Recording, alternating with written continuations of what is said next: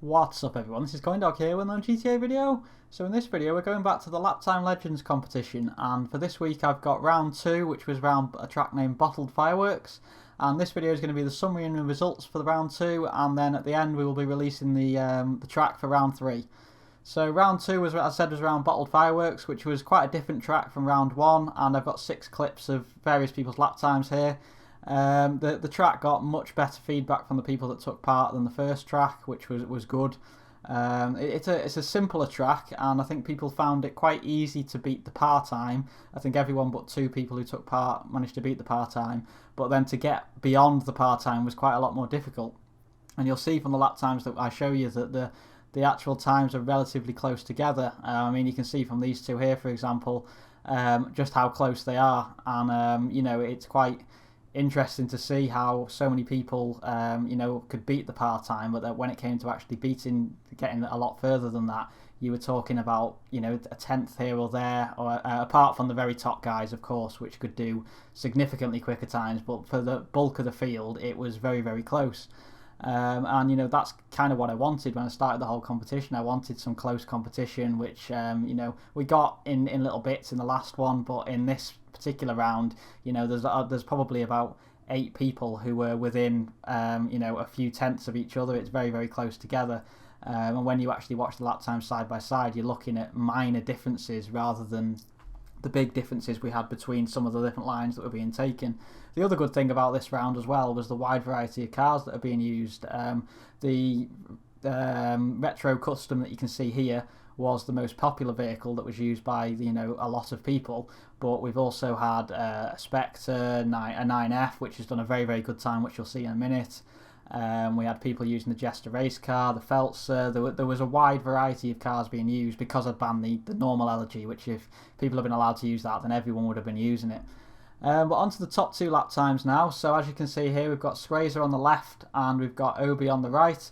And you've got 2 completely different types of vehicle here. You've got obviously the elegy retro, and then you've got the 9F. And it's quite interesting how the lap time goes. You might not be able to see it without pausing it at various points, but Scrazor is ahead as we come through this area here. Not by much, but he is slightly ahead. But by the time we get right down to the hairpin at the bottom here, Obi's caught it right back up again. As you can see, when they go around this corner, they're pretty much neck and neck. And you know, the overall difference is it's less than half a tenth of a second. You know, it's a very, very small difference, but it's quite interesting how you watch these videos. If you rewind it back to coming out of the opening corner, for example, Scrazor is ahead probably by a couple of tenths, but that's eliminated by the time you get to the hairpins. So it was a bit of a nip and tuck lap, and you know, at the end there was nothing to choose between them. So in terms of the results for this round, so Scrazor has won this round again, so congratulations to him. Closely followed by Obi, and then you can see all the times there, just how close it was. Everyone but two beat the time, and even Ghost Region at the bottom there, he significantly improved his time as we went through the week. So it's a big well done to him, you know. But yeah, so that was how that round went. And then if we just go into the standings now for the 2 rounds we've had so far, so as you can see, Scrazor is way ahead. Unfortunately, Obi missed the first round, which is why he's so far behind. I'm hoping that maybe he will catch up. You never know, Scrazor might miss a round, or he might have a bad round. We don't know yet. We've still got 2 rounds to go. But yeah, so you can see how it's going there, to be honest, with the points. So on to the next round now. So we've got round 3, which is round a track named Bravado National Club. So people will recognise this track. It's been used in events before, but I thought it was a pretty nice track for this sort of hot lapping event.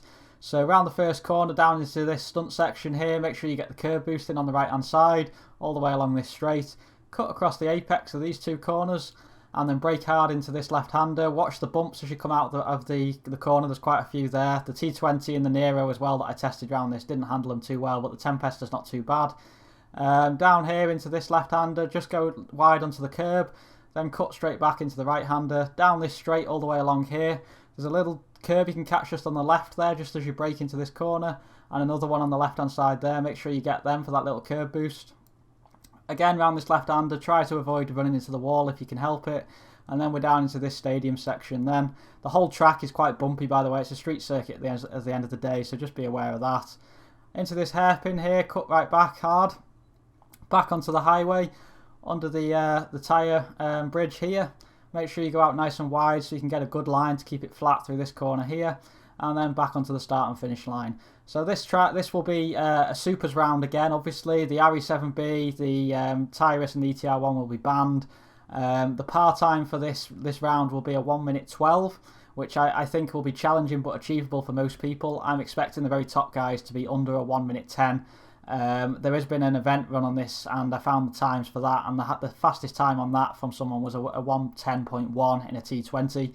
The best time that I've managed to do around this track is a 1:11.2, and that was in a T20 as well. So I'm definitely thinking that some people will be getting down into the 1.9s and maybe even lower, but I think a 1:12 will be achievable for most people if they put enough time into it. So you know, it's a different type of track from we've had before, but I'm hoping people will enjoy it. It's quite a rewarding one to drive. If anyone else wants to take part, even if you've missed the first 2 rounds, feel free to join in. You know, it's really good fun. We get a lot of good chat in the Discord, so make sure you get involved for some tips and tricks and all that sort of stuff. You're more than welcome to take part, even if you've missed the first 2 rounds. You know, it's only a bit of fun at the end of the day. But that's all I've got for you for now, guys. I will be back probably tomorrow with gun running. I'll be streaming it, and I'll also be putting some videos out this week on it, on various aspects of it, so make sure you check back for that. Thanks very much for watching. I'll be back again soon.